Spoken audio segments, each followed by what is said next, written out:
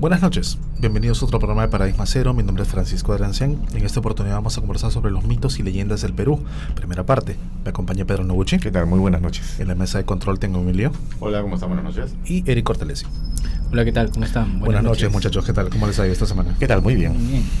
Quiero empezar anunciando que mañana es la última oportunidad que tienen para inscribirse al curso que está dictando Pedro, que empieza mañana sábado. Es un curso de 6 horas. Se dicta en 2 turnos. El primero empieza mañana sábado y continúa el 8 de diciembre. 3 horas cada mejor dicho, sí, el turno 1, digamos, es de sábado primero y el sábado 8. Y el segundo turno es el lunes, miércoles y viernes. El lunes 3, el miércoles 5 y el viernes 7, ¿no? Se tiene para escoger. Así es que tienen oportunidad, incluso hasta mañana mismo, para poder inscribirse. Cualquier información, escríbanos a dharmaparanormal@gmail.com. Sí, o comenten este video esta misma noche. El curso sobre protección y limpieza energética, súper importante. Y no se lo pierdan, porque no salen estos cursos muy a menudo.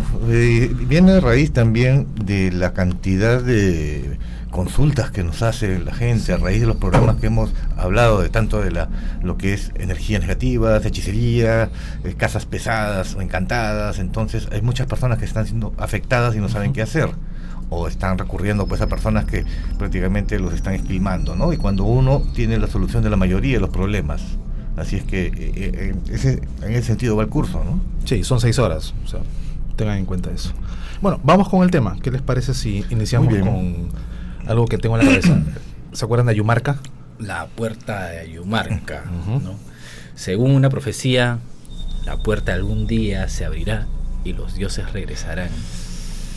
¿Cómo empieza esa historia? Bueno, ahí pueden ver la puerta de Ayumarca. Mira, la puerta se encuentra cerca a la ciudad de Puno, en una zona montañosa que se llama así, Ayumarca. Está a unos 35 kilómetros más o menos de la ciudad de Puno. Ya, y desde hace mucho tiempo la puerta es, reverenciada, se hacen ceremonias ahí por la gente local, ya. Pero la puerta fue redescubierta, ¿no?, hace algunos años por un guía local, por un guía turista, un señor José Delgado Mamani. Ya. Él pasaba por ahí y casi se pasa de largo, ¿no? Pero él tuvo un sueño. Él lo que relata es que tuvo un sueño en el que él ve el sendero por el que había caminado y ve una puerta con estatuas de mármol, ¿no?, como de mármol rosado alineadas en el sendero, y recuerda el lugar por el que había pasado, ¿no? Y vuelve a retomar la ruta y efectivamente, ¿no?, ahí estaba esta puerta. ¿Se podría decir que tuvo una especie de visión? Sí, tuvo una especie de visión y eso lo llevó de nuevo a la puerta, y investigando un poco, resulta que los nativos de la zona, ¿no?, hablan de que esta puerta era una entrada al mundo, a la ciudad, ¿no?, a las tierras de los dioses. Y se decía que en tiempos lejanos, o sea, grandes héroes o personas ilustres, ¿no?, habían atravesado esta puerta, ¿no?, para unirse con los dioses, ¿no?, y que en raras ocasiones habían regresado después de tiempo para ver cómo estaba este plano, este mundo, y volvían a irse.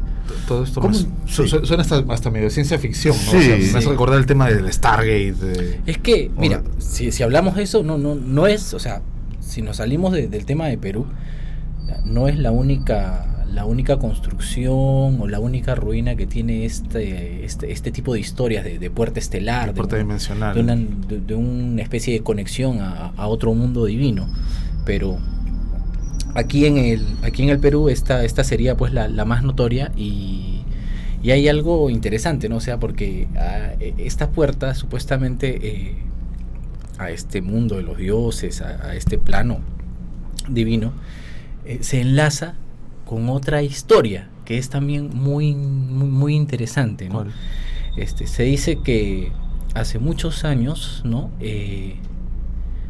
un sacerdote, un chamán llamado Aramu Muru, utilizó el disco solar, ¿no?, que supuestamente es una reliquia inca. El disco solar de los incas. Que jamás pudo ser capturada por los españoles, ¿En dónde estaba originalmente ubicado este disco? El disco solar, lo que dice la leyenda es que el disco solar era reverenciado en el Coricancha, ¿no? Y que cuando los españoles llegan, ¿no? Lo que ellos hicieron fue saquear todo y fundían el oro y se lo llevaban pues a España. Y hay 3 versiones sobre qué pasó con el disco solar, ¿no? La primera es que efectivamente los españoles se lo llevaron, lo capturaron, ¿no? Tomaron el disco y se lo repartieron. Y le tocó a un soldado español como parte del botín. Y la misma noche, o sea, el día que se lo dan, esa misma noche, el tipo se emborracha y lo pierde en una apuesta. ¿Ya? Y posteriormente el disco fue llevado a España junto con las reliquias, pero la leyenda dice que el galeón español donde iba se hundió, ¿no? Y se perdió para siempre, ¿no? La otra leyenda lo que dice es que un descendiente del Inca cogió el disco y junto con otras reliquias huyó a la selva oriental, ¿no? Donde se llevaron parte del oro al Paititi. O sea, lo enlaza con esto. Y la tercera es la que habla de este sacerdote, de Aramo Muru, que él cogió el disco y huyó del Cusco, huyó de la zona, y llegó hasta Puno, hasta la zona de Titicaca, y cuando él llega a la puerta, lo que hace es introducir el disco en la puerta y abre el portal, ¿no? Y mira, ahí, por ejemplo, en la imagen de la puerta que nos está mostrando ahorita en pantalla, hay un círculo, ¿no? Hay un círculo, y que es el lugar para que el disco encaje y la puerta se abra. ¿De qué tamaño, qué dimensiones tenía este disco? El dato exacto no te lo podría decir, más o menos era como un platón, ¿no? ¿Verdad? Porque yo he escuchado varias versiones, ¿no? Que es un disco pequeño, un disco enorme, pero no sabemos si solamente encaja ahí o es una parte del disco, claro, ¿no? Pero este disco tiene la leyenda del disco solar, o sea, muy aparte de ser pues la llave que aperturaba la puerta de Ayumarca. Este disco solar supuestamente era anterior a la existencia de los incas, anterior al Tiahuanaco. Ya. Y es por eso que era venerado, ¿no? Porque nadie conocía cómo, o sea, su origen. Algunos lo llaman como el disco solar de los 12 rayos. De los 12 rayos.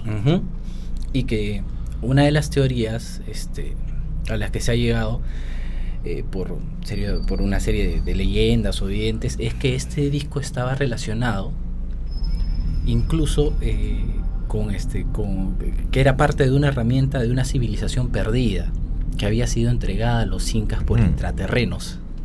Intraterrenos, no extraterrestres, sino intraterrenos. Y ahí ya nos vamos a otra cosa, ¿no? O sea, Amu, Lemuria, Atlantis, la famosa Hermandad Blanca, los que habitan, ¿no? Que supuestamente hay conexiones a estas ciudades subterráneas en diferentes partes del Perú. En la Cueva de los Tallos, por ejemplo. Cueva de los Tallos, ¿no? Es más, se dice que así como este disco solar de los incas, existen otros 12 discos en todo el planeta y que forman parte de una red, ¿no? De una red, y que estos discos, si son colocados en ciertos puntos, que algún día serán colocados en ciertos puntos, comenzarán una nueva era, ¿no? Para la humanidad, liberando un conocimiento ancestral. Esto tendrá que ver con las líneas ley. Sí, porque justo yendo a lo que Pedro decía, ¿no? Se supone que los puntos donde han estado estas reliquias, uno era pues Machu Picchu, ¿no? Uno era el Cusco, pero otro era Cueva de los Tallos, ¿no? Otro punto era en Europa, Stonehenge, o sea, habían diferentes lugares donde han estado estas reliquias y que eran ¿no? Discos muy similares, o sea, y si tú haces y se supone que este disco podía brindarle a los que lo manipulaban, porque no cualquiera podía hacerlo, sino tenían que ser personas iniciadas, acceso a una información, no sé si llamarla universal o cósmica, ¿no? Y que era una herramienta de poder, o sea, no solamente era un objeto tallado en oro, sino que había cierta tecnología, yo le diría, que para los incas era un tema mágico, no ritual, pero oculta en el disco, ¿no? Esta es una representación del disco de oro, ¿no? No sabemos realmente cómo era. Exacto, no sabemos realmente cómo era. Solo esperamos que no lo hayan fundido, que nos tocó. No, pero mira, lo interesante de que se haya representado un objeto de poder que contenía conocimiento, ¿no? Y la capacidad de activar ciertos mecanismos que, por ejemplo, esta puerta dimensional, ¿no? Para nosotros es un pedazo de roca, pero yo te pongo en la teoría, si de aquí a 1.000.000 de años, ¿no? Una civilización diferente a la de nosotros encuentra una laptop, ¿qué va a ser para él? Es un pedazo de plástico, ¿no? Nada más, ¿no? Para jugar. No, o sea, ni siquiera sabrían cómo funciona, ¿no? O sea, nosotros vemos ahorita una puerta de piedra, oye, pero es piedra. Sí, pues. ¿No? Pero ¿qué tipo de energía, poder, tecnología la creó? ¿Para qué la creó? ¿Y por qué está ahí? ¿No? ¿Y qué cualidades tiene? Ahora, nosotros hemos creado nuestro propio disco solar, ¿no? Lo hemos enviado en una sonda al espacio, El Voyager. en el Voyager, ¿no? Sí. Y este disco es un disco dorado que Claro. contiene... Bueno, es que también se dice que se usa el material del oro por sus propiedades, ¿verdad? No se oxida, no se corrompe. Exacto. No, pero lo interesante de esto es que este disco, ¿no? O sea, este disco solar, todo lo que se tuvo que hacer para que no cayera, ¿no? En manos de los españoles, siguiendo una de las leyendas, y dos, las propiedades que tenía, ¿no? O sea, ¿cómo es que esta puerta tiene un encaje para el disco? A eso ¿Por qué? iba. Hay una de las versiones de la leyenda de que creo que un sacerdote la recuperó y lograron activar esta puerta. Claro, esa es la leyenda. ¿Cómo? O sea, Amaru Aramumuru es el sacerdote que logra llegar a la puerta y la activa con el disco. Y en el momento que la activa se abre este portal, ¿no? Lleno de luz, ¿no? Y él lo atraviesa, ¿no? Y habían personas con él y él les dice que él se va, pero que llegado el momento regresará, ¿no? Para ayudarlos. Pero nada más. O sea, él sí sabía Claro, qué mundo estaba entrando. Él sabía a dónde se estaba dirigiendo, ¿no? Ahora, actualmente en esta puerta los chamanes hacen rituales, ¿no? Las personas que visitan esta puerta, algunos relatan que el simple hecho de tocarla, ¿no?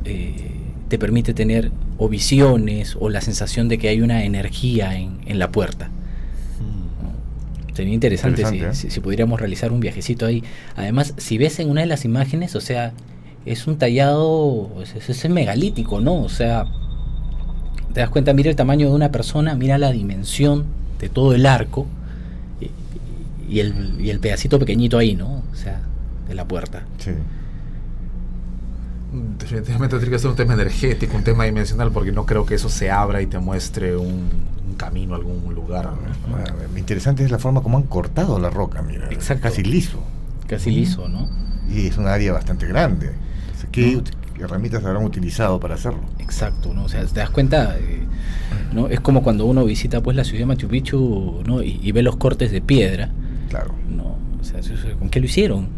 Sí, pero mira, este es prácticamente un monolito, ¿no? Ujú. Es inmenso. Exacto. ¿Y por qué ahí? O sea, y solo eso, no hay más en la zona. O sea, no hay más. Y, Claro, esto está bien alejado de Puno. o sea, no hay está ruinas cerca de la ciudad. cerca, no hay ciudadelas, no hay vestigios arqueológicos, pero está ahí. Oye, todo esto me recuerda a la leyenda de los hermanos Sayar, de Ayer Manco, de Mamagoyo, que salieron supuestamente del Titicaca. No, quienes salieron de Titicaca fueron Manco Cápac y Manco Cápac y Mamagoyo. Mamagoyo. Pero los hermanos Sayer salieron de una montaña. Del Cerro Tamputoco. Exacto. Estoy confundido, tienes razón. ¿No? Salieron de una montaña. ¿De dónde? Pero dicen salieron de la montaña. Se habla de cavernas, ¿no? Exacto. Se habla de cavernas. Está muy parecido a lo que nos estás contando de las versiones posteriores de Ahora, este disco.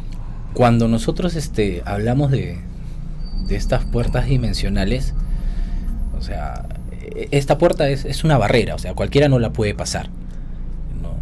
Puede ser una puerta dimensional, otro mundo, otro universo, un universo paralelo, o por qué no pensar que es un acceso a este mundo intraterreno, Así es, también. ¿no? Y hay diferentes lugares en todo el Perú que se les conoce porque, oye, son portales a otro lado, ¿no? Son portales a otro lado, pero no hay más investigación al respecto. O sea, el misterio está ahí. O sea, no podría decirte, oye, esto lo tallaron aquí. Mira, ahí Emilio, retrocede por favor en la... Hay una imagen donde está el cerro, y se ve la puerta, esa, ¿ves? Mira, ¿te das cuenta? Es parte de la... Es parte del paisaje. Mimetizado, ¿no? Exacto, pero el corte está ahí y ahí está el tallado. Y como tú ves alrededor, es una zona, ¿no?, inhóspita. Sí. Por eso que recién ha sido descubierto. Eso, exacto. ¿no? O sea, redescubierto. ¿No? Y no hay nada alrededor, o sea, ni para decir que, oye, no, tallaron la roca porque de acá sacaron las piedras para hacer tal construcción. Claro. No hay nada. No hay que organizar un viajecito a Puno para ver este tema. Las personas que hayan podido visitar la zona, a ver si nos pueden dejar sus comentarios, sus historias sobre el lugar. Es interesante poder conocer. ¿Qué es lo que sintieron, tal vez? Claro, que ¿no? sintieron, que pudieron ver. No sé si permitirán acampar en la zona. Sí, porque incluso ahí se hacen rituales, ¿no? Se hacen rituales. Además, tú sabes, lo importante es que en los últimos 20 años los lugareños relatan de que hay actividad ovni en la zona. Qué interesante. Pero esos son los relatos en los últimos 20 años. O sea, claro, ¿por qué no pensar que anteriormente ha sido una constante, ¿no? Parte de los misterios de nuestro país, y que hay muchos más. No, es como, Francisco, ¿recuerdas ¿cómo se llama esto? Marcahuasi, el infernillo. El infernillo, claro, que todos dicen que luces, no tiene fondo y que salen luces, que bajaron creo hasta una soga, una escalera. Sí, bajaron hasta bajaron con una soga en toda esta grieta y la grieta continuaba, o sea, no tenía fin. Bajaron creo que 150, 200 metros y seguía, pero hay quienes dicen que las paredes tienen grabados. Claro, ¿cómo haces un grabado? ¿Cómo haces un grabado en una grieta donde no ingresa la luz? Y los lugareños más bien lo que han hecho es tapar esta grieta, ¿no?, con vegetación para que la gente no ingrese, porque ellos lo que narran es que salen esferas de luz de esta grieta en la montaña. Sería interesante ver si la grieta permitiría el acceso a un dron, ¿no? Claro, habría que ver el tema de la señal o un dron por cable, qué sé yo, no lo sé, ¿no? O sea, sería genial hacer una... No hacer que no sea una zona magnética y se te pierda No, la es señal. que de por sí Marcahuasi es una zona magnética. Hay un mineral que en parte de la meseta tú golpeas la piedra y sale pues chispas azules. ¿Es selenio, creo que era? No estoy seguro. No recuerdo, pero es un tipo de mineral que está muy presente en la meseta de Marcahuasi. Y Marcahuasi también es otra zona de avistamientos, ¿no? Así o sea, la mayoría de personas que han ido narran pues las luces en el cielo, ¿no? Y ha sido también punto de contacto en algunas ocasiones. O sea, estamos hablando de que, si bien es cierto, la puerta esta de Ayumarca es quizás, yo diría la más formidable por la forma, pero no es la única. No es la única, porque si hablamos de una puerta dimensional, o sea, físicamente esta tiene la forma de la puerta. Claro, que parece una puerta. Sí, o sea, es que por donde lo veas, ¿no? Pero portales dimensionales, o sea, se pueden abrir, ¿no?, aleatoriamente en cualquier lado, pero en este punto energético parece que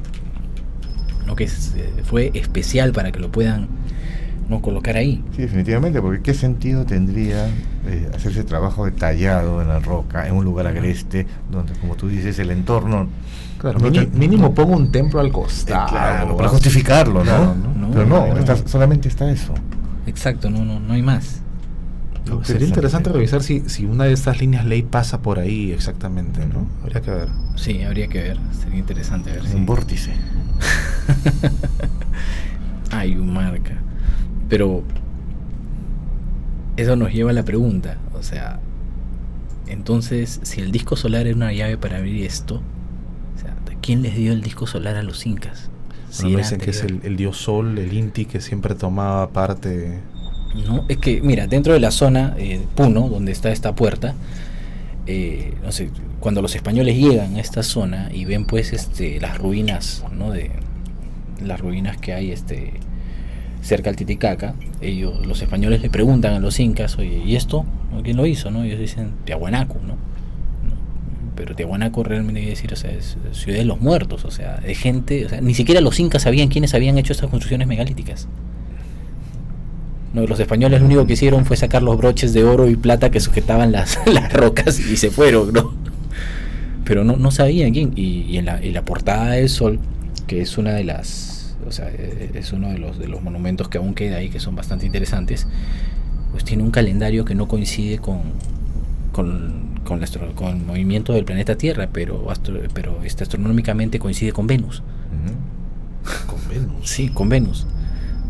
Si buscamos un poquito sobre el tema, la Puerta del Sol, hay una teoría que dice que es todos los jeroglifos que tiene, es un calendario, pero que coincide con el movimiento de Venus, no de la Tierra. Y cuando se hicieron, por ejemplo, muestras de terreno de la meseta, el Titicaca, resulta que la meseta no coincide con capas geológicas de todo el continente americano. Es como que yo hubiera sacado un pedazo de Australia y lo hubiera puesto ahí. Wow, interesante. Tendrá que ver eso también con el tema de los uros que tenían una sangre especial, ¿te acuerdas? El último uro murió en la década del 30, si no me equivoco, porque él no quería mezclarse, no quería mezclarse con gente. Supuestamente tenía un pigmento azul en la sangre. Exacto, incluso su tono de piel era diferente y tenía un pigmento azulado, porque él decía que era descendiente de los dioses, ¿no? Y hay una leyenda muy antigua de una mujer que bajó del cielo, ¿no? Que bajó del cielo, y coloquialmente decían la orejona. Y ella tuvo hijos con habitantes de la zona y estos eran así, sangre azul, los uros. El último uro murió en la década del 30 o el 40, si no me equivoco, y desapareció pues ese estirpe, ¿no? Hay tantos motivos para ir a Puno. Casi Queremos darnos una vuelta igual que por Arequipa, yo creo que está en la zona, ¿no? Vamos bajando y visitamos la ciudad sumergida del Titicaca. Ese es otro tema, ¿no? O sea, tú sabes que en el año 1966 se armó una expedición submarina en el Titicaca, ya ¿De Jacques Cousteau? No, antes Cousteau. Antes de Cousteau, hay un libro de un argentino, que se llama Federico Kirbus, y él narra una historia bastante singular. En su libro se llama Enigmas, Misterios y Secretos de América, y tiene una publicación relacionada con, o sea, los secretos que esconde el lago Titicaca, y en parte del libro narra la aventura de un equipo compuesto por Ramón Avellaneda, Enrique León Brunner y Luis Villaverde, quienes habían arribado al Titicaca pero con propósitos muy distintos. Lo que ellos querían era ver si podían habilitar, ¿no?, las aguas que eran navegables para hacer deportes subacuáticos. ¿No? Y Ramón Avellaneda, Cookie Avellaneda, comienza pues, ¿no?, a explorar. Avellaneda se pone su traje neopreno, ¿no?, se sumerge, ¿no? Y no habían transcurrido más de 10 minutos cuando el pata emerge a unos 200 metros de la costa y comienza a hacer señales con el brazo para que la gente venga.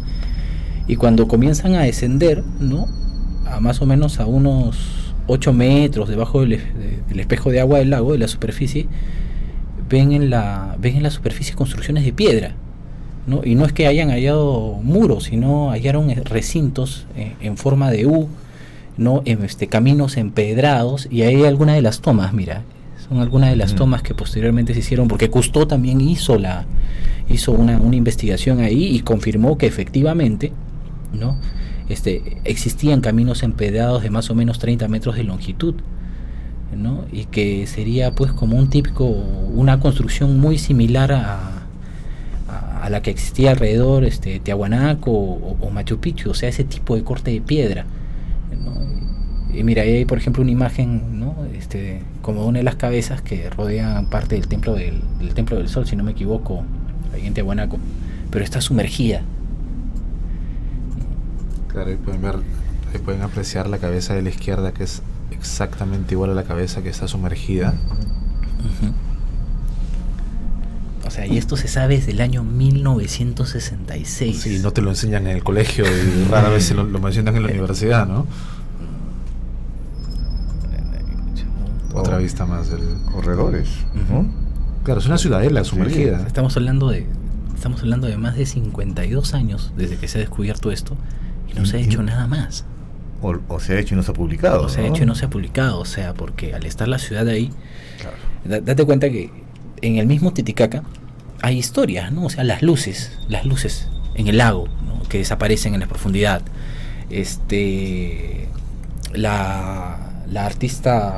La actriz esta americana, Shirley MacLaine, que ella en sus regresiones ella habla de una vida pasada y en la que ella veía ¿no? El ovni salir del lago Titicaca y que había una ciudad ahí, y ella lo narra, no sé si conociendo esta leyenda o no, pero ella lo narra en su libro, la ciudad que estaba ahí, que esta ciudad estaba habitada por otro tipo de seres, pero en una época, ¿no?, anterior, ¿no? Anterior, quizás en la época inca o una época pre-inca.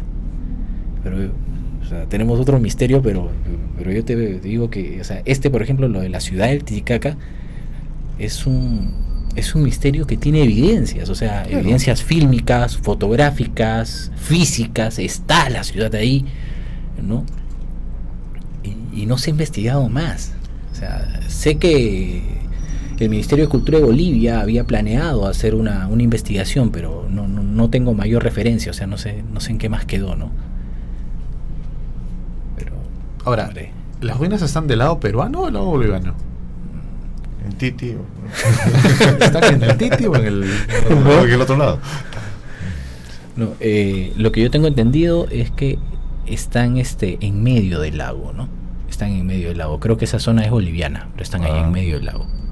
Es otro dato que tenemos que revisar a fondo. Sí, pues. Pero, o sea, este es el Misterios de Puno, ¿no? Sí. Creo que el programa se hubiese llamado Misterios de Puno. Misterios de Puno. No, pero tú sabes que no es la única historia de ciudades subacuáticas en el Perú. O sea, en la selva se habla mucho de que hay ciudades en el fondo de los lagos o de los ríos, ¿no? De las cochas. De las cochas, ¿no? En la sierra, las ciudades que están en las cochas, y que supuestamente de ahí vienen las sirenas, estas que se llevan a las personas, sí, porque habitan en sus ciudades, ¿no?, subacuáticas. O sea, ¿no tendrá esto un origen más antiguo? ¿No? O sea, el mito no tendrá su origen en algo que aconteció en algún momento o que se vio en algún momento. Yo recuerdo en Tarma que hay dos lagunas, creo que es la laguna de Paca, que está conectada con otra laguna que está un par de kilómetros más al fondo, más hacia Tarma mismo, en el que en esta laguna, que tiene un pequeño puertito, una capitanía, creo ahí, si tú te ahogas en esa laguna, tu cuerpo aparece en la otra laguna. ¿Tiene un sifón? Sí, tiene un sifón y está conectada por abajo. Oh, mira. Interesante, pero ¿por qué no lo investigamos? O sea, el tema de las ciudades sumergidas también es muy interesante. Otro tema, ¿no? Sí. O sea, las leyendas antiguas hablan mucho de las ciudades sumergidas, ¿no? Y así también como los mundos dentro de los cerros, ¿no? O sea, las puertas de entrada, no solamente en el caso que estamos viendo de Puno, sino que también está presente en otros lugares, ¿no? Sí, claro, o sea, hay en diferentes lugares hay historias, pues, ¿no? Desde el cerro que se come a la gente, porque la gente desaparece en el cerro. Una leyenda. ¿Cómo se llamaba el que está en el norte? Uno conocido, bueno, al menos yo conozco bastante la historia, es la del Chaparrí. El Chaparrí. ¿No? Es más, ahora es una reserva, ¿no? Es una reserva ecológica, la reserva ecológica del Chaparrí. Y esto está en Chiclayo, ¿verdad? Esto está, sí, cerca de Chiclayo, en Lambayeque, ¿no? En Lambayeque. No, la reserva ecológica de Chaparrí está entre Chongoyape y Ferreñafe. Y es, pues, se le considera, ¿no?, un lugar encantado, un lugar, es un apu, ¿no?, mágico. Es un apu, sí, es un apu. Y hay muchísimas leyendas en la zona. Pero en este cerro, ¿hay alguna cueva, así como la cueva del Huagapo o algo parecido? ¿O? Hay cuevas, hay encuentras cerámicos, trozos de cerámica, es más, o sea, en algunos lugares incluso la gente huaquea, ¿no? Y encuentra cosas, ¿no? Se presume que una de las leyendas habla de que hay mucho oro dentro de este cerro, ¿no? Pero que está custodiado, ¿no? Que está custodiado.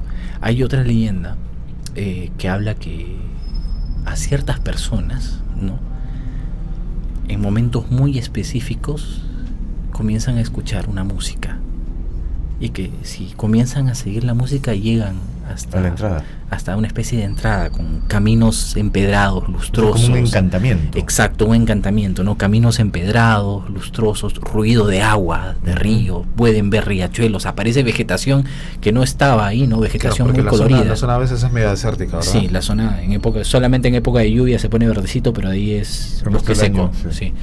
Y cuando llegan, pues son ciudades espléndidas, magníficas, ¿no?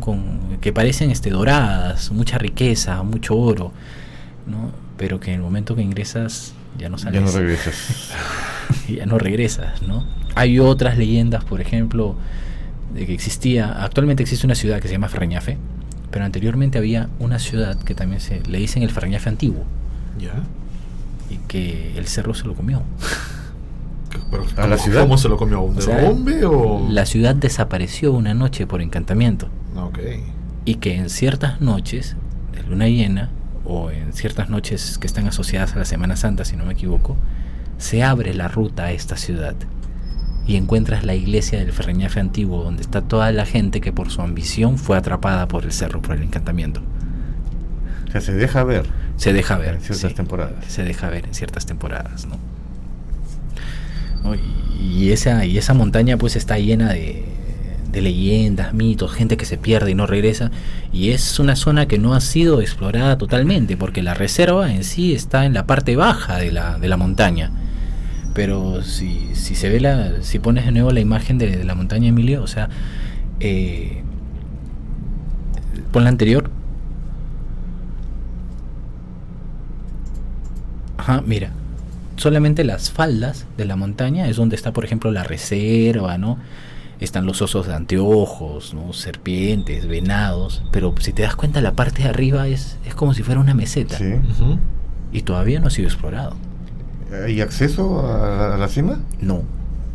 Porque sí, pues estoy viendo que está rodeado por acantilados. Ajá, ¿no? exacto. O sea, yo no conozco a alguien particularmente que me haya contado, oye, he llegado a la cima de... ¿no? Personalmente yo he hecho pues trekking, algo de montañismo, y he subido ciertas montañas de la zona, pero es inaccesible, ¿no? Chaparrí es imponente. O sea, conversando con un amigo me dice que para llegar a la zona media por lo menos tú tienes que hacer un trekking de 5 o 6 días solo para llegar a la zona media. Días. ¿Y con equipo de escalada? No, solamente caminando. Caminando hasta la zona media, pero de ahí arriba no. Y es equipo de escalada. Tendría ¿no? que ser equipo de escalada, ¿no? Porque O sea, no es tan cerca, ¿no? Y en esta montaña muchas, o sea, mi abuelo, por ejemplo, contaba de que habían luces, que en las noches, ¿no? Claras, se veían destellos de luces en la cima, ¿no? Y que, bueno, la gente sabía que estas luces estaban ahí, y cuando lo veían, lo único que hacían era se persinaban y se metían a su casa, nada más. ¿Y hay mucho testimonio por parte de los pobladores de avistamientos ovnis en la zona? Más que avistamientos ovnis, lo que ven son las famosas esferas de luz, los fuegos fatuos. Ajá. Los fuegos fatuos. La que normalmente se le asocia cuando aparecen cuando hay un tesoro, un entierro, ¿no? Un entierro. Es más, o sea, cerca de la zona hay otra leyenda también que habla de que en el Chaparrí tiene un enemigo natural, que es otro cerro, que está más para la zona de Changoyape, que es el Mulato. El Mulato. No. Hemos tenido oportunidad con Francisco de estar en el Mulato, incluso tenemos algunas fotografías que, bueno, por un tema de tiempo no las hemos podido poner acá. Es un cerro pequeño, ¿no? Pequeño porque lo subes en 30 minutos nada más, pero está lleno de jeroglifos, petroglifos, imágenes grabadas en piedra, ¿no? Aves, patos, pero hay también imágenes antropomorfas en las piedras. ¿Por qué dices que es un cerro el rival o el enemigo? Sí, su enemigo natural. La leyenda. La leyenda es que ya Chaparrí se comió a Ferreñafe antiguo, sí, pero sigue avanzando porque es una montaña que está viva y que en su avance, ¿no? Quiere tomar el pueblo de Changoyape, pero el pueblo de Changoyape tiene esta pequeña montaña que dicen el Mulato, ¿no? Muy conocida por algunos chamanes de la zona. y en las noches de luna llena, efectivamente, del Mulato se abre una gruta también, y aparece un toro pequeño, ya, mulato, negro, y que este toro se detiene en la entrada del pueblo, y que se escuchan los cascos de otro toro, del Chaparrí, que avanza, pero al encontrarse con el Mulato se detiene, y que en algunas ocasiones se escuchan los cascos o los golpes, los choques de sus cabezas, de su cornamenta, pero que mientras Changoyape tenga el Mulato ahí, el Chaparrí no va a poder avanzar. O sea, actúa como su guardián. Exacto, actúa como su guardián. Es curioso el cerro porque yo recuerdo los petroglifos, los grabados, y las piedras no parecen del lugar. Claro, es como si hubieran cargado las piedras y las hubieran puesto sí. ceremonialmente, ¿no? Una aquí, otra acá, y van como con escaleritas. Sí, y son piedras enormes, no son piedras pequeñas. Claro, ¿no? Y es como si las hubieran puesto así en escalerita, ¿no? O sea, porque está la montaña y es como si hubieran adornado un arbolito de Navidad, ¿no? Pim, pim, pim, pim. Tienen hasta otra tonalidad. Exacto. No tienen la tonalidad del resto de las piedras que hay en la zona. ¿No? Es bastante interesante. Cerca al Mulato también hay otra montaña que se llama Racarrumi, ¿no? El Racarrumi es sobre sus faldas está la ciudad de Chongoyape. Y este Racarrumi resulta que, desde mi punto de vista, ha sido un cementerio pre-inca, ¿no? Y hasta hace poco se considera, y en el cerro hasta hace poco, te hablo hasta hace poco, que 10, 20 años atrás, tú caminabas por el cerro y encontrabas pedazos de cerámica, ¿no? Incluso cuando cuando el pueblo comenzó a crecer, las personas comenzaron a hacer sus casas, ¿no? Más arriba en las faldas del cerro, y encontraba cerámicas, crisolitos, que son como cerámicos pequeños donde se fundían metales. O sea, desde el momento que tú encuentras un crisolito es porque ahí hacían ornamento. Claro. No, o sea, se fundían metales, se fundía oro generalmente, ¿no?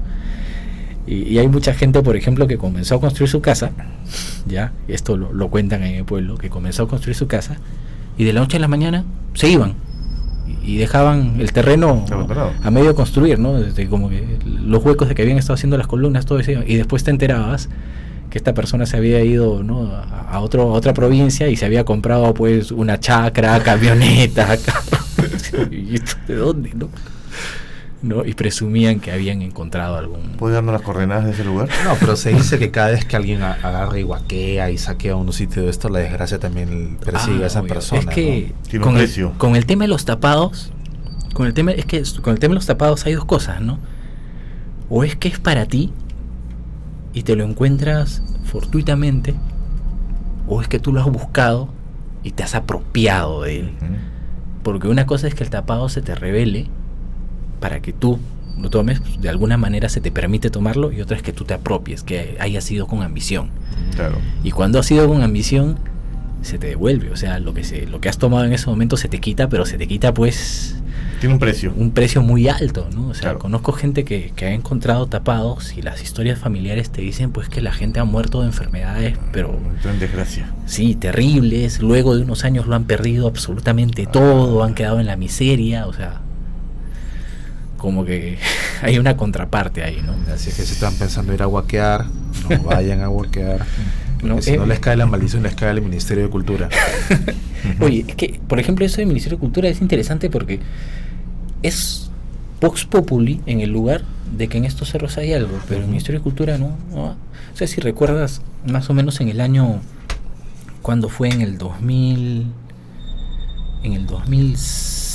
2006, que subimos al Racarrumi arriba y estaban las ruinas de las chulpas. Claro, y en el camino, antes de las ruinas de las chulpas, acuérdate de que en el sendero habían guaqueado, había un hueco, y tú podías apreciar de que la parte baja, o sea, aparte del hueco abajo, había una habitación con muros lisos, con grabados. Como si hubieran, con muros con grabados y como si hubieran rutas. Sí. Eso, por ejemplo, fue un tapado. Esa historia es interesante, ¿ya? Porque todos pensábamos que esta parte, tú la veías ya parte del cerro, ¿no? Claro. Porque con la lluvia, claro. Tú sabes que con la lluvia las pirámides, las construcciones preincaicas eran barro, ¿no? Y se erosionaban. Y tú pensabas que era parte del cerro porque encima se tupe con la vegetación. Claro. Resulta que dicen en el pueblo que un chamán les reveló a unas personas que ahí había un tapado. Y estas personas comenzaron a cavar de noche. Y efectivamente encuentran, ¿no? Los muros que nosotros vimos, los encuentran y comienzan a sacar oro. Pero uno de los vaqueros inhaló antimonio. Y se cayó mal, ¿no? Y los sacan del cerro, los que estaban con él, lo llevan a un brujo para que lo cure. Y el brujo le dice, oye, ustedes se han metido acá, pero no han hecho el ritual que les dije que tenían que hacer, porque hay un ritual para estas cosas, ¿no? Y bueno, lo gracioso es que llegan donde el brujo para que lo cure, y bueno, el brujo le dice, bueno, esto tiene un precio, ¿no? Y le dan una parte de lo que ellos habían sacado, Y efectivamente locura, pero al día siguiente ya, pueblo chico, infierno grande, no todo el mundo se enteró, va la policía y el brujo no estaba. Ya los vaqueros tampoco estaban. Y cuando suben al cerro, efectivamente encuentran las ruinas y la policía lo que hace fue dinamitarlo. Lo volvió a tumbar todo. Y lo que nosotros hemos visto es la entrada y te acuerdas que estaba toda la tierra encima. Esto es lo que le metieron un petardo de dinamita y pum, volvió a caer la tierra encima. Eso me hace pensar de que todo el cerro es una gran pirámide o algo así, porque es enorme. Es como el caso de Huacarrajada también. Claro, el caso de Huacarrajada, ¿no? Curioso, la historia me la comentó yo, al arqueólogo residente, ¿no? Que estuvo junto con Walter Alba incluso, desde el momento inicial. Yo le pregunto, pero ¿cómo supieron los primeros pobladores, que allí tenían que excavar? Muy curioso, ¿no? Porque dice, lo que pasa es que corría el rumor de que aparecieron unos patitos de oro. Están los patitos esos sí, de oro, Tú ¿no? sabes que en el Racarrumi también está la leyenda de los patitos de oro, porque ellos, había una parte que le decían la huaca de Páez, algo así. ¿Ya? Y siempre que, antes mis familiares me cuentan, ¿no? Mi abuelo me dice que cuando llovía, en todo el Racarrumi se formaban lagunas y corrían, ¿no? Cataratas, pero en ciertas noches en una zona se veían 3 patitos con la mamá pata, en una especie de poza que se formaba. Y todo el que quería atraparlos terminaba ahogado, ¿no? Pero cuando hacen las obras para tinajones, tumban parte de esto. Bueno, creo que ahí la historia está media enredada porque algunos datos no me coinciden con la historia, pero es como lo cuentan. Tumban todo eso con maquinaria y efectivamente encuentran cerámicos y trozos y cerámicos y figuras de oro. Y efectivamente encontraron una figura de una pata con sus patitos de oro. De oro. Junto con varios cerámicos. Y varios de los compadres que se habían ahogado también. También los encontraron ahí. A la hora que tumbaron todo eso. Fuerte, ¿eh? Y a lo que iba hace un rato es que en este Racarrumi, Racarrumi quiere decir, si no me equivoco, no sé si es corazón de piedra, ¿no? O algo así, pero esta montaña, toda la parte de arriba, es mi percepción, Francisco creo que también la comparte, es que todo esto es un cementerio pre-inca, ¿no? Un cementerio quizás moche, ¿no? De la cultura y la zona, y que está ahí. Es más, cuando nosotros hemos subido, ¿te acuerdas? A la cumbre, que nos demoramos, ¿qué? En subir 2 horas, 3 horas. 2 horas más o menos. 2 horas más o menos. En la parte de arriba había un sendero de piedra y habían vestigios de chulpas, o sea, ¿no? De chulpas, como si fueran pequeñas torres que ya se habían caído por paso de los años, pero estaban ahí, ¿no? Y en ningún momento ha habido un cartelito que dice, no, protegido por el INC, ¿no? O nada, ¿no? No habían hecho ninguna prospección. No, para nada, ¿no? Y el pueblo sigue creciendo y estas zonas siguen siendo tomadas ya para un tema urbano. Caramba, todo lo que se puede perder, ¿no? Sí, definitivamente. Y ahora, como estos, ¿cuántos lugares habrán? Todo este valle está lleno de pirámides. Claro, ahí nada más está Huacablanca, ¿Ventarrón? Donde está lo del señor ¿De Zipán? Del señor de Zipán, Huacarajada, pues, ¿no? Zipán, claro. ¿No? Zipán Sí. también se llama el pueblo. ¿No? Y también por ahí hay una zona que también tiene pirámides. Sí, pirámides. Ventarrón, por ejemplo, Exacto. está antes también, una zona muy interesante que lamentablemente el año pasado se incendió. Se incendió. Fue este año, ¿no? Creo que sí, a principios de año. O sea, estaba rodeado de cañaverales, creo que queman la caña para poder para sacar el tema del azúcar. Ajá, y como que se descontroló y se quemó parte de esta zona arqueológica que ya tenía su estructura bien hecha, incluso como puentes de vidrio, para que no entres a la galería, sino que desde el mismo puente podrías ver todo lo que... Es muy interesante, ¿no? Ahora, ¿no? Algo que tú decías hace un rato, ¿cómo es que la gente se entera que ahí está? Algunos dicen que, oye, hicieron su mesa y el chamán les dijo que ahí era. Otros ven los famosos fuegos fatuos, ¿no? Los patitos. Los patitos. O los toritos de oro también. Los toritos de oro, ¿no? O había una leyenda antigua, que está de Salas, si no me equivoco, el corbunco. Carbunco. ¿No? El carbunco, ¿no? Carbunco, ¿no? Es un animal fantástico, ¿no? Es una especie, a veces aparece como una especie de gato montés, pero con una gema en la frente. Otras puede ser incluso una especie de lobo con los ojos de fuego. Lobo. Ajá, lobo o gato montés, ¿no? Pero es un animal, ¿no? y que guía a la persona al lugar donde está el tapado, el lugar donde está el tesoro. Pero si eres una persona de buen corazón, te guía al lugar y desaparece ahí. Y ahí tú tienes obviamente que cavar y encuentras el tesoro. Si eres una persona de mal corazón, ambiciosa, te lleva a un lugar donde vas a tener un accidente y vas a morir. Siempre estas leyendas tienen un trasfondo moralista. No hay una dualidad. Sí, hay como una también dualidad. como especie de, claro, lección, ¿no? Porque yo había escuchado también unas leyendas también más o menos de la zona de que a una persona, un campesino de buen corazón se le apareció, digamos, se le abrió el cerro y le dejó entrar y encontró una cueva llena de tesoros, pero como era una persona, digamos, humilde, no era ambiciosa, cogió solamente un objeto y se lo llevó.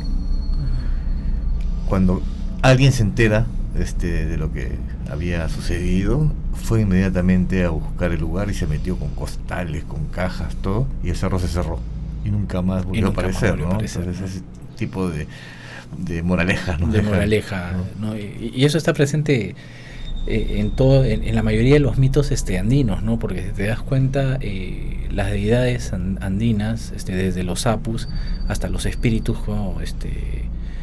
como el Equeco, por ejemplo, premian al hombre bueno y castigan al hombre malo. ¿Cómo es la historia del Equeco? ¿No? Bueno, es que el Equeco es este ser, es un ser mágico, es una especie de, podemos incluso llamarlo divinidad, ¿ya?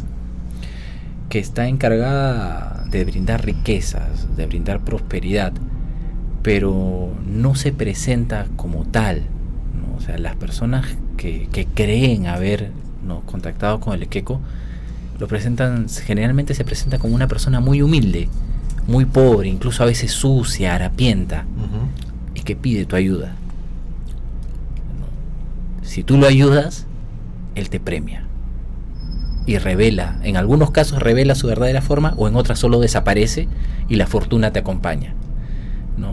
Y si tú no lo ayudas, él revela su forma y te castiga por no ayudarlo. Porque lo que se conoce aquí, al menos en la ciudad de Lima, es la figurilla del Equeco con sus costalitos, el viejito con chullo que tiene cigarros, que le pone sus cigarros, claro, sus cigarritos, sus billetes. No, es que ya se ha vuelto ya se ha vuelto un ícono popular, ¿no? Un ícono, es tu amuleto de la prosperidad, tu figurita del Equeco con un montón de cosas, ¿no? Pero yo te hablo de lo que yo he recogido, de las historias que he escuchado, y es un espíritu, ¿no? Es un espíritu, es una divinidad, ¿no? Yo a veces cuando trato de interpretar esto lo veo como si fuera una especie de elemental, qué sé yo. ¿Tulpa quizá? No sé si sea un tulpa, ¿no? Uy, ¿Qué está pasando? Estamos fenómenos paranormales en los celulares. No es una llamada. Felizmente. Tampoco es una consulta. El famoso Equeco, ¿no? Por ejemplo, pero lo gracioso del Equeco es que, o sea, si te das cuenta, él representa la abundancia, la prosperidad, ¿no? Ahora ya está talladito pues en una imagen y te lo llevas con su amuleto, pero no es el único que premia o castiga, ¿no? Hasta los mismos mukis, ¿no? Los mukis, los duendes de las minas, ellos también, o sea... te premian. No, claro, o sea... pero ellos actúan diferente, ellos ya no se fijan en que seas bueno o malo, ¿no? Ellos, si les caes bien o les caes mal.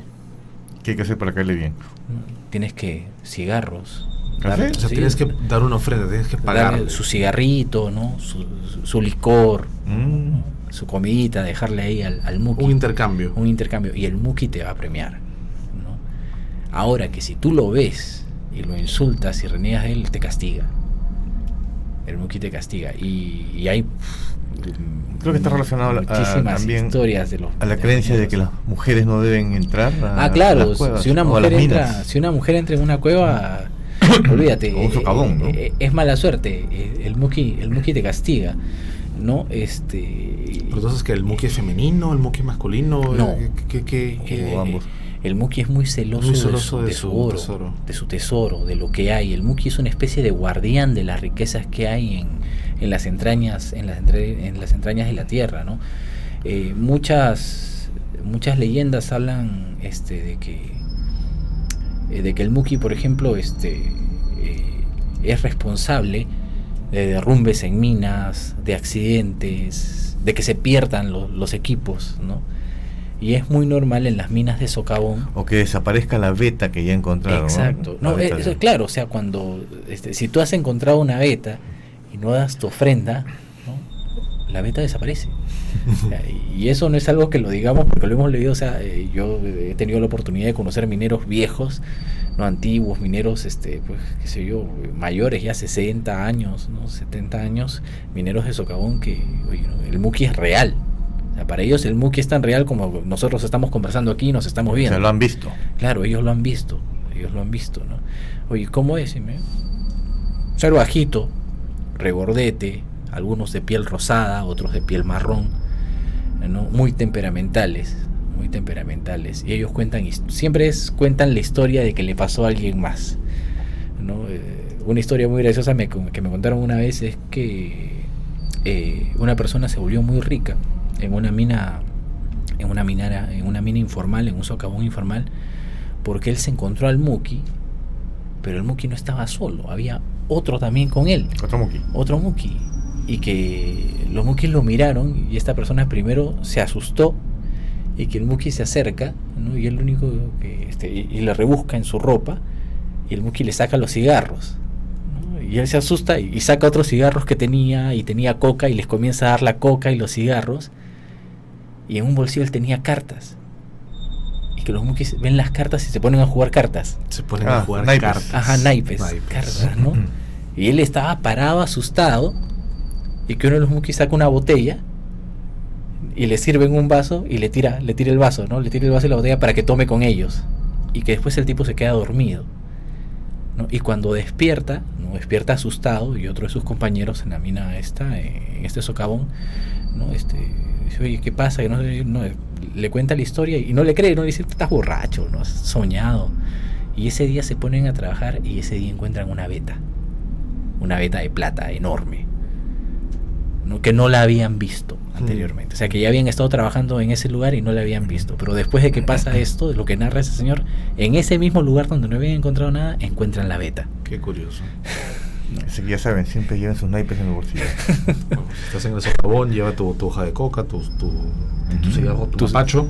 ¿No? Tu cigarro Inca sin filtro. Claro. Y págale al muki. El muki. Interesante, pero no es, o sea, claro, suena inverosímil, ¿no? Pero, o sea, tantas personas que cuentan la misma historia en tantos lugares. Claro, creo que en Bolivia también se conoce bastante. En Bolivia también se conoce, en todos los Andes, ¿no?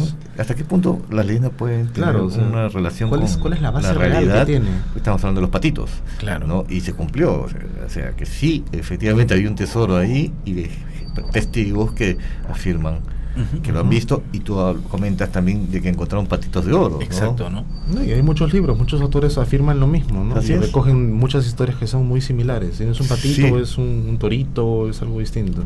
Claro, entonces ahora que todos tenemos un celular con cámaras, todo, que sería fantástico que alguien pudiera captar algo de eso, ¿no? No, sí, hace unos años hubo una filmación que salió en un noticiero local, de un papá y una hija que se habían perdido, creo que fue cerca de Huancayo, subiendo a un nevado, y que la policía de montaña va Agua Itapayana, sí, ¿no? sí. Y que van a ayudar a rescatarlos, y cuando está pues el montañista con ellos rescatándolos, en el video que están filmando, que oye, los estamos ayudando, ¿no?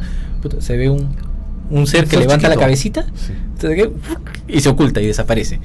Sí, algo pequeñito. Sí, algo pequeñito, ¿no? Pero esto, ¿qué era? Y está en el video y estuvo comentándose. Dio la vuelta al mundo ese video. Sí, durante bastante tiempo. Y es que yo considero que estos son elementales de la Tierra, ¿entiendes? Ajá. O sea, y así como hay pues mitos nórdicos de los seres elementales, o sea, elementales existen en todo el mundo. Claro. ¿No? Y aquí también están, o sea, pueden tener diferentes formas, se manifiestan de una manera diferente, pero ahí están, ¿no? Cerca de Huancavelica también una vez me contaron una historia de un señor que él, cuando era muy pequeño, siempre regresaba a su casa, ¿no? Un camino normal, pero un día de estos, muy soleado, decidió irse por el margen del río porque había bastante vegetación y la sombra lo iba a refrescar. Y en esa época él era un niño, ¿no? Y está caminando y de repente escucha un ruido, ¿no? Entonces él se queda quieto, y ve un enano, pero un enano que estaba vestido con hojas. Con hojas. O sea, un enanito que estaba vestido como con hojas, ¿no? Sí. Y su piel era media verdosa. Ya. Y que esta persona se acerca al borde del río y que se sienta en una piedra, el enanito, y comienza a jugar con sus pies en el agua del río, ¿no? El pata este estaba petrificado, era un niño, ¿no? Asustado, estaba petrificado, quieto, no se movía. Y que de repente el enanito ha volteado y lo ha mirado. O sea, el enanito se ha dado cuenta que él lo ha estado mirando y desapareció. Me hace acordar, hace mucho, un tiempo atrás estuve leyendo un libro de elementales y casos. Uh-huh. Y esto ocurrió pues en Europa, ¿no? Que una persona que lo comenta estaba en un parque público, ¿no? Pero grande. Se sentó a descansar, a leer un libro, en una tarde, dice, apacible, muy tranquila, se sentía bien, el clima también era moderado, una paz tremenda, ¿no? Ujú. Y en eso ha visto de reojo que algo se le acercaba y llegó a verlo. Era un ser muy pequeño, o sea, tendría pues 50 centímetros, con un, ¿cómo se define? ¿Cómo se llama estos seres que tienen mitad cuerpo de... Con un fauno. algo parecido. El rostro era humano, ¿no? Tenía mucha vellosidad y la piel brillante, pero era piel como de un animal, ¿no? Un caballo, o sea, Ya. con pelos. Y se puso a juguetear delante de él, ¿no? El tipo estaba inmutable, solamente observaba fijamente, pero el bicho comenzó a como bailarle, a burlarse de él, todo, hasta que este señor le habla. Ya. Y se quedó, el ser elemental se quedó sorprendido. ¿Que me puedes ver?, le dijo. Sí. Y se rascaba la cabeza, pues, ¿no? ¿Cómo es posible? Pues, y comenzó a comentarle, no recuerdo toda la historia, pero comenzó a comentarle cuál es la función de ellos, por qué estaban ahí, ¿no? Incluso consideran a los humanos, pues, o sea, son personas pues que hay que tenerles cuidado, mucho, de cuidarse de ellos, porque algunos se dejan llevar por la ambición. La misión de ellos era resguardar, al menos de esta especie, ¿no? A la naturaleza, a los bosques, ¿no? Y que los humanos estamos cada vez dejándolos sin bosques a ellos, ¿no? Muy interesante, ¿eh? Claro. Él atribuye, que Dale. entró en un estado mental de relajación, de sensibilidad, que pudo verlo, porque después ya no lo volvió a ver. Fue un momento muy especial, que algo se activó. Y estos elementales saben que no los podemos ver. Exacto, ¿sabes? o sea, y mira, esto que dices es interesante porque, ¿no? O sea, son guardianes, protectores. El Muki es un protector de los tesoros de la tierra, ¿no? Y él decide a quién se lo da. Claro.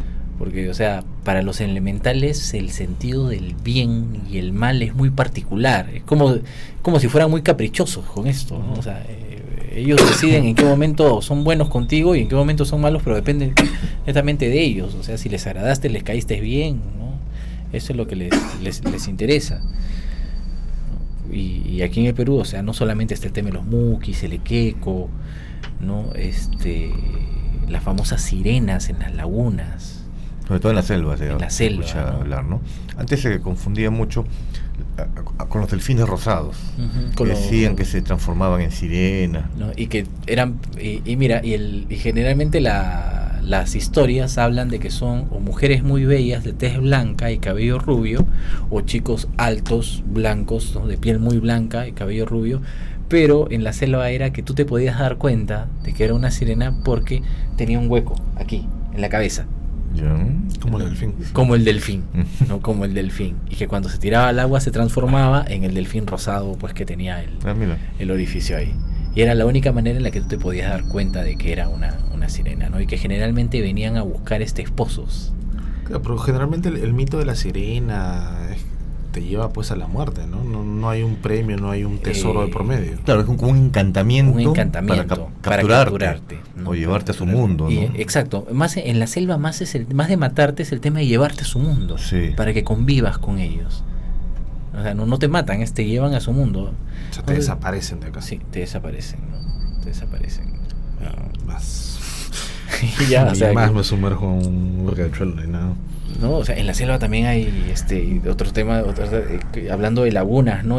La Yacumama.